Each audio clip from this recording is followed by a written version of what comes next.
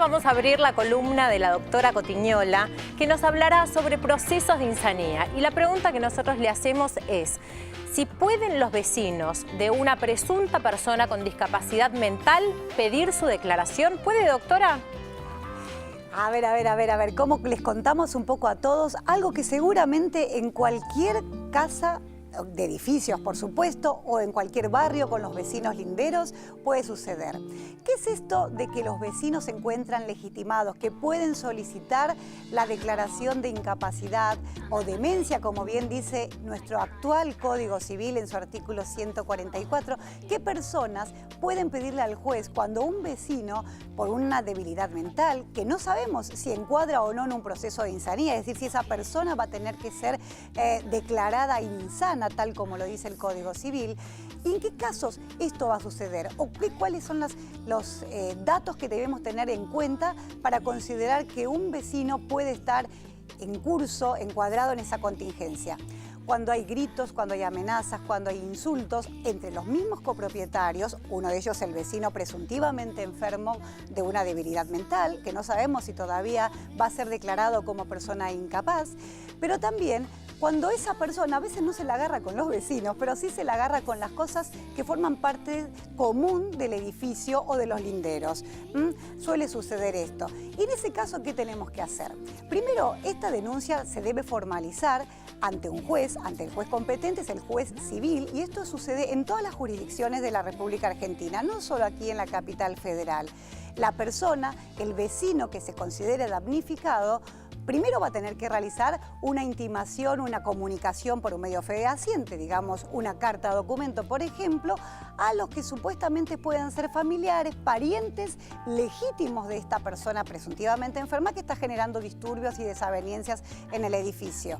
Si luego de esa intimación no hay respuesta o no cesan estas dificultades, acá lo que hay que hacer es formalizar una denuncia ante este juez, que lo podrá hacer un solo copropietario, todos los copropietarios juntos o bajo la representación legal, en los casos de edificios en general, de una figura que es el administrador. El administrador es quien representa legalmente al consorcio de copropietarios, pero obviamente no es indispensable que esto suceda de esa única y exclusiva manera, ya que cada persona que se considere damnificada por estas circunstancias puede presentarse al juez.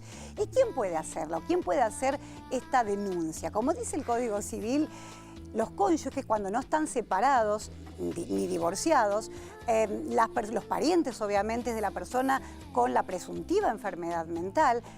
Y un inciso muy importante de este artículo es el de los vecinos. Es decir, cualquier persona de la ciudadanía, cuando se vea damnificada, agraviada por una situación que a todas luces sea anormal, puede presentarse al juez, forme parte o no de una propiedad horizontal que, a propósito, tiene un régimen especial.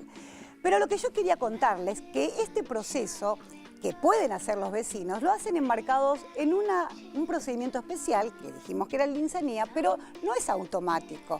Este procedimiento comienza por una denuncia, se formaliza inmediatamente ante el juez designa un curador provisional para la persona, esa persona va a estar amparada, garantizada, hasta el momento de la sentencia definitiva de que tiene una representación legal promiscua, es el asesor de menores e incapaces. Y por sobre todas las cosas, va a haber una junta médica, es decir, el equipo de médicos forenses o médicos legistas que van a determinar cuál es el grado de peligrosidad y de, digamos, graduación de esta debilidad mental, si configura o no una situación que amerite certificarse como insanía. Bien, llegamos al momento de la sentencia. Si la persona es declarada insana, esa sentencia puede apelarla, por un lado, el vecino que efectuó la denuncia o el consorcio bajo la figura del administrador como representante legal de todos los copropietarios. También el presunto enfermo que se considere agraviado por esa denuncia y absolutamente damnificado porque a lo mejor no encuadra en la figura legal de una persona insana, aunque pueda tener algunos grados de dificultades en su comportamiento, que a lo mejor ameritarían un tratamiento sin llegar a la internación, que eso es lo que hace este equipo de médicos forenses, determinar el grado de peligrosidad de la persona con discapacidad. Entonces, si esto es así, el que manda internar a ese presunto vecino enfermo es el juez, no es un vecino. Es el vecino quien denunció al juez y el juez, acreditado eso con sus asesores directos, que es el equipo de médicos forenses, lo que va a hacer, va preventivamente y para salvaguardar a la persona con discapacidad, en el caso que la tuviera, va a ser para protegerla, no para castigarla ni para condenarla. Entonces nos tiene que quedar muy claro dos cosas, que entre la capacidad total y la incapacidad total hay una innumerable infinidad de posibilidades, graduaciones y matices, y que es el juez, asistido por sus colaboradores, en este caso médicos, el que va a determinar si esa persona que se encuentra en el edificio realmente es una persona presuntivamente que deba ser declarada incapaz y por lo tanto insana, o si eventualmente tan simplemente se la sometería a un tratamiento y con eso cesarían todos los perjuicios para el resto de los copropietarios. Nos queda claro que es el juez quien determina si una persona tiene que ser internada por su grado de peligrosidad o por los daños a los bienes comunes de todo el edificio. Y también nos tiene que quedar claro,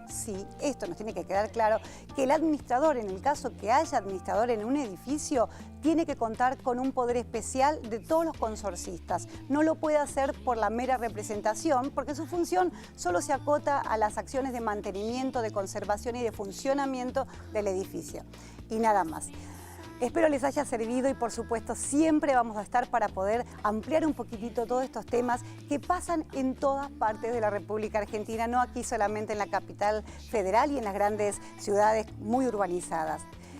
Seguimos con el señor Fena. Mire cómo me puso categoría de señor la doctora. Bueno, vamos a seguir con esta recorrida que estamos haciendo, propuesta por la profesora Mórtola, por las regiones del país. Hoy, como ustedes saben, estamos hablando del ombú, que está en la región pampeana. Para eso, vamos a leer de la editorial Hola Chicos, que siempre nos provee de lindos libros, de este libro que se llama Leyendas para querer y conocer mi país desde pequeño, que están recopiladas por Fabricio Origlio y Mario Cali. Vamos a leer una leyenda de los indios pampas, pero antes vamos a presentar a la señorita Belén Palacesi, que es la coordinadora de señeros y que nos va a ir relatando el cuento que yo voy a leer, por supuesto, en lengua de señas. Y entonces yo, como ya aprendí mucho, le voy a hacer así. ¿Y ves? Sé un montón. Bueno, esta es la leyenda del ombú, que es una leyenda de los indios pampas. En el centro de nuestro país vivían los indios pampas. Eran una tribu muy organizada. Los hombres cosechaban los frutos de la tierra, cazaban y se encargaban de proteger a la tribu. Las mujeres cocinaban, cuidaban a los pequeños y lavaban la ropa. Todos respetaban las órdenes de un poderoso cacique. Pero un día los hombres se marcharon a pelear. Debían proteger sus tierras. Cuando se fueron los hombres, en la tribu solo quedaron las mujeres, los niños y los ancianos. El cacique, antes de marchar a pelear, le pidió a su esposa Umbí que cuidara la tribu. Umbí y las mujeres comenzaron a sembrar y a cuidar las cosechas. Todo iba bien, los maizales estaban enormes, la tribu tenía alimento. Pero de repente empezó a faltar el agua. El viento caliente secaba las plantas. El sol intenso quemaba el maíz. No había ni una sombra que protegiera a las plantas. Umbí estaba muy preocupada. Se mueren las plantas, ¿qué vamos a comer?, decía. Nos vamos a morir de hambre. Presa de la desesperación, se abrazó a una planta de maíz y la quiso proteger dándole sombra. Y comenzó a llorar al ver que se secaba y que se moría. Lloró tanto que sus lágrimas se regaron por todo el maizal y así llorando, Umbí se quedó dormida. El dios Geunechen, al ver lo que había pasado, sintió lástima por Umbí y decidió transformarla en una enorme planta, el ombú. La planta era tan grande que daba sombra a todo el maizal. Los maíces se recuperaron, volvieron a ser verdes y fuertes, y la tribu tenía otra vez alimento. La dulce umbí quedó para siempre, formando parte del hermoso paisaje. Bello, lindo. Vamos a darle paso de vuelta a la doctora Cotiñola. Bueno, muchísimas gracias, Fena, y es el momento de las consultas de ustedes. Señor director. Querida doctora, soy Mirta. Necesito saber si mi hermano, que es deficiente mental moderado, teniendo en trámite la curatela, puede casarse. Gracias. Bueno, muchísimas gracias por tu consulta. Me alegra que una persona que tenga discapacidad y que todavía no esté declarada incapaz por juez competente quiera y tenga la necesidad de formar una familia y manejarse como cualquier otra persona. Y la respuesta es sí, hasta tanto y en cuanto un juez no lo declare incapaz, es decir, que la persona tenga discernimiento, intención y libertad, va a efectivamente poder prestar su consentimiento para ese acto tan lindo que es la constitución de una familia a través del matrimonio. Así que más allá que tirar arroz, nada más. Ya nos queda muy poco tiempo, seguimos con el programa con la licenciada Ana Paula Vitelli. Bien, doctora, muchísimas gracias de nuevo. Y a todos los que quieran hacerle una consulta pueden estar escribiéndonos a nuestra página que es www.desdelavida.com.ar o llamando al teléfono 4521-2770. Vamos a un corte que enseguida volvemos con mucho más Desde la Vida.